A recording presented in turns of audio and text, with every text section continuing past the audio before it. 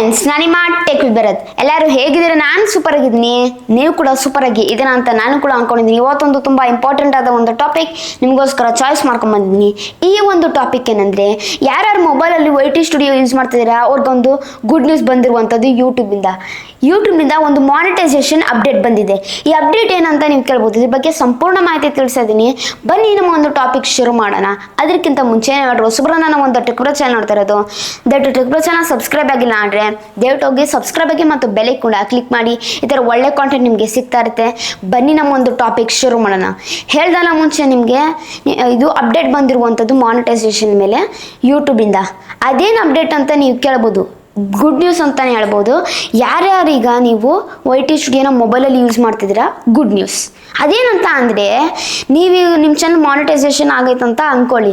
ನಿಮ್ಮದು ಲಾಸ್ಟ್ ತಿಂಗಳು ಎಷ್ಟು ಡಾಲರ್ಸ್ ಆಗಿದೆ, ವರ್ಷಕ್ಕೆ ಎಷ್ಟು ಡಾಲರ್ ಆಗಿದೆ, 6 ತಿಂಗಳಿಗೆ ಎಷ್ಟು ಡಾಲರ್ ಆಗಿದೆ, ನಾನು ಪೇಮೆಂಟ್ ರಿಸೀವ್ ಮಾಡ್ಕೊಂಡಿದ್ದೀನಲ್ಲ ಎಷ್ಟು ಡಾಲರ್ ನನಗೆ ಬರ್ತಿದೆ, ಆಮೇಲೆ ಎಷ್ಟು ಒಂದು ಟಾರ್ಗೆಟ್ ಇದೆ ಡಾಲರ್ಸ್ ಆಗಬೇಕು ಅಂತ, ಅದೆಲ್ಲ ನೀವು ಹೋಗಿ ನೋಡ್ಬೇಕಂತ ಅಂದರೆ ಆ್ಯಡ್ಸೆನ್ಸಲ್ಲಿ ನೋಡಬೇಕಿತ್ತು, Google ಆ್ಯಡ್ಸೆನ್ಸಲ್ಲಿ.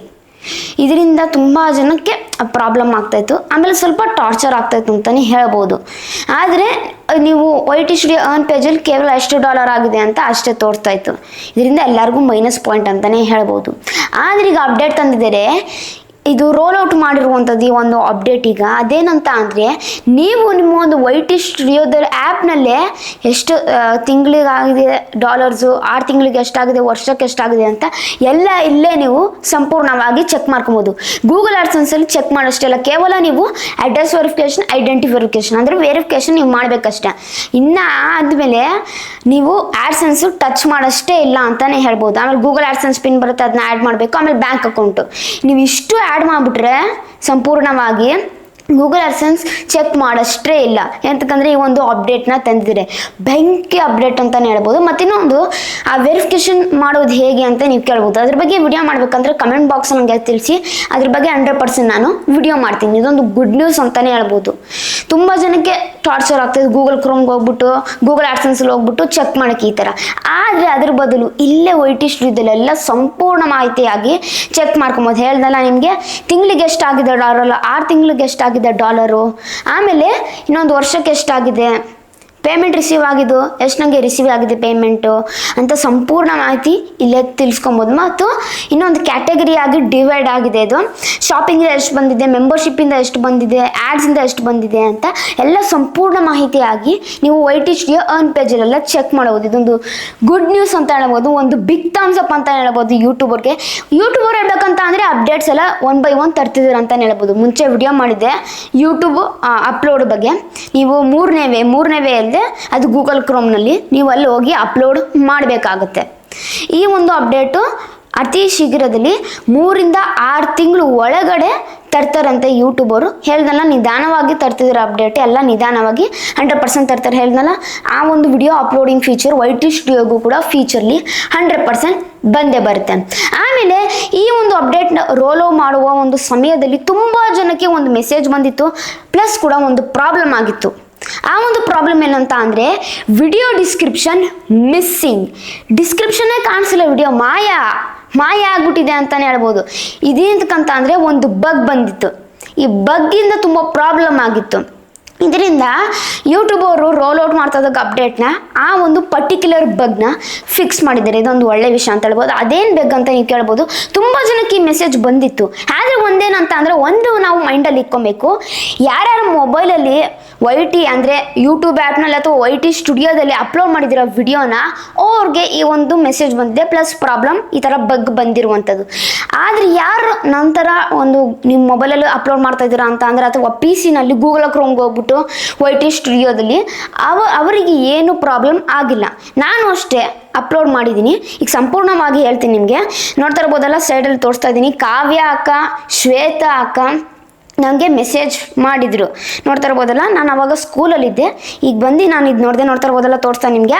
A bug may have impacted some of your video description for videos that you are edited from 14 May to 16 May.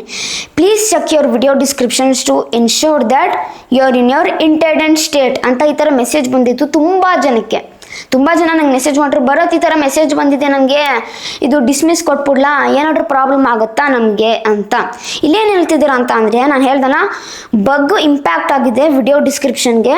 Video upload ಮಾಡಿದ್ದೀರಾ ಅಥವಾ ಎಡಿಟಿಂಗ್ ಮಾಡಿದ್ದೀರಾ, ಆ ಒಂದು ವಿಡಿಯೋ ಡಿಸ್ಕ್ರಿಪ್ಷನು ಮೇ 14ರಿಂದ 16 ನಾನು ಕೂಡ ಆವಾಗ ಒಂದು ವಿಡಿಯೋ ಅಪ್ಲೋಡ್ ಮಾಡಿದ್ದೆ, ಆದರೆ ನನಗೆ ಈ ಥರ ಪ್ರಾಬ್ಲಮ್ ಬಂದಿಲ್ಲ. ಹೇಳ್ದಲ್ಲ, ಯಾರ ಮೊಬೈಲಲ್ಲಿ YT ಸ್ಟುಡಿಯೋ ಅಥವಾ YT ಆ್ಯಪ್ನಲ್ಲಿ ವಿಡಿಯೋ ಅಪ್ಲೋಡ್ ಮಾಡಿದರೆ ಅವ್ರಿಗೆ ಈ ಒಂದು ಪ್ರಾಬ್ಲಮ್ ಬಂದಿದೆ. ನೆನಪಲ್ಲಿ ಇಟ್ಕೊಳ್ಳಿ ಇದನ್ನ, ಈ ಒಂದು ಪ್ರಾಬ್ಲಮ್ ಬಂದಿದೆ.